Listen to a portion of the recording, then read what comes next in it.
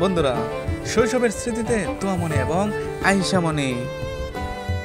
বন্ধুরা, প্রাচীনকাল থেকে এই খেলাটি বেশ প্রচলিত প্রতিটি গ্রামে গঞ্জেই। আপনি কিন্তু কখনোই শহরাঞ্চলে এই খেলাটি দেখতে পাবেন না। গ্রামাঞ্চলে এই খেলাটি প্রায় শিশুরাই খেলে থাকে বেশ জনপ্রিয়ভাবে। আমিও ছোটবেলায় এই খেলাটি অনেকবার খেলেছি, তাই তাদের পাথর দিয়ে এই খেলাটি দেখে আমার শৈশবের কথা বেশ মনে পড়ে গেল। কতই না মধুর ছিল এই শৈশব। তারা এখন যেভাবে খেলাধুলা করছে, তারা যখন বড় হবে তখন সেই অনুভূতিটি কাজে আসবে।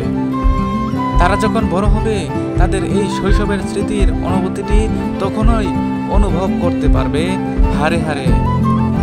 একমাত্র বড় হলেই বোঝা যায় শৈশবের স্মৃতিগুলো কতটা মধুময় ছিল। তাদের এই শৈশবের খেলাধুলাটি একমাত্র স্মৃতির পাতায় গেঁথে থাকবে আজীবন। তাদের এই খেলাধুলা দেখে আমার আফসোস হয়, আবার যদি সেই শৈশবে ফিরে যেতে পারতাম, কিন্তু কখনোই তা সম্ভব নয়। আমরা চাইলেও তা আর কখনোই সেই শৈশবে ফিরে যেতে পারবো না। সত্যি অনেক মিস করি শৈশবের এই দিনগুলিকে।